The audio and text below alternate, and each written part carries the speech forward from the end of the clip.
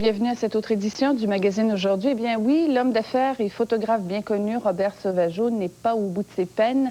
Déjà, il fait face à une accusation d'agression sexuelle et voilà qu'en toute fin d'après-midi, le ministère public a déposé 2 autres accusations de même nature contre le photographe. Pierre Martineau a obtenu ce qui suit.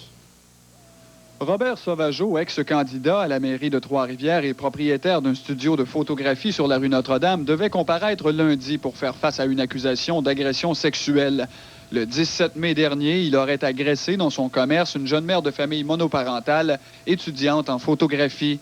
Mais voilà, à la suite de la diffusion de notre reportage, 2 autres présumées victimes de Sauvageau ont décidé de porter plainte.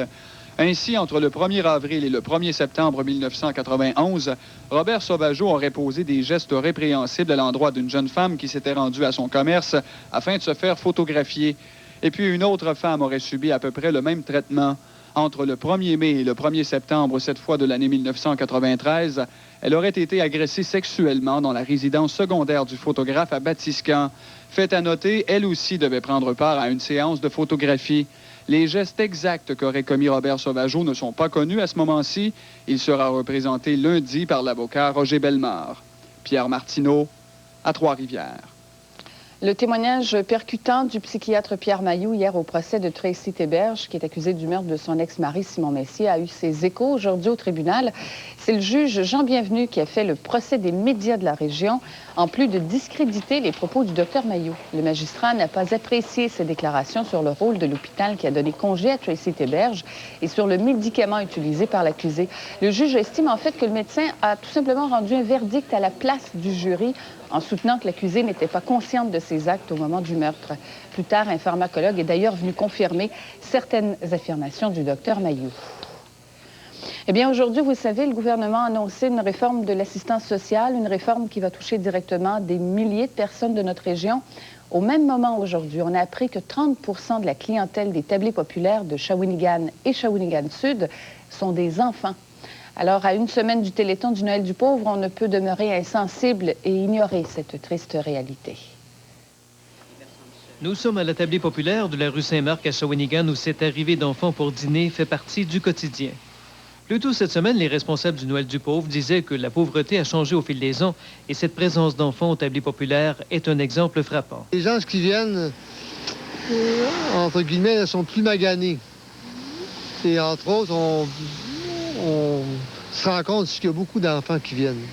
On a certainement 30% de notre clientèle qui sont des enfants entre, disons, 1 an et 14 ans. Là. La tablée est située de façon stratégique aussi. On est tout près des écoles. Donc, le jeune, il a le temps. Il n'y a peut-être pas le moyen de transport, mais du fait qu'il va aller à l'école Saint-Marc ou Christ-Roy ou dans les coins par rapport à la tablée Élisabeth Bruyère ici, ils vont venir dîner. Ce qu'on voit là encore, c'est le parent qui a perdu sa source de financement. Le jeune est obligé de venir manger ici. Ça soulage financièrement les parents. Autrement dit, ce que le jeune vient manger ici, bien, il reste dans le frigidaire pour chez eux pour le soir puis les fins de semaine. Claudine Hervé coordonne les 3 tablés populaires de Shawinigan et Shawinigan-Sud.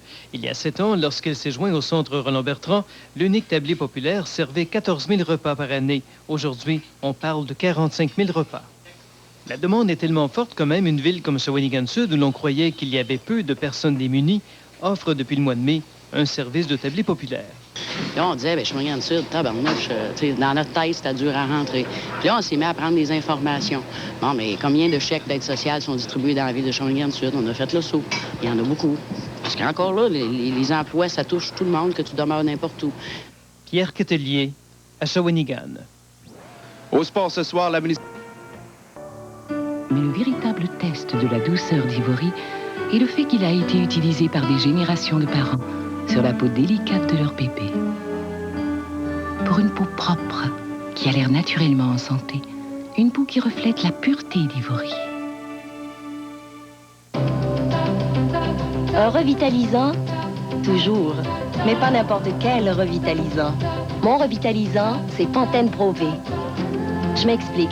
Nos cheveux peuvent perdre leur brillance parce qu'ils peuvent casser partout, pas juste aux pointes. Les provitamines de Pantene pénètrent en profondeur dans la racine, tandis que le revitalisant renforce les ondes faibles. Alors, pour des cheveux qui paraissent éclatants de santé, essayez le revitalisant Pantene Pro V. Edith, bye aux cheveux abîmés.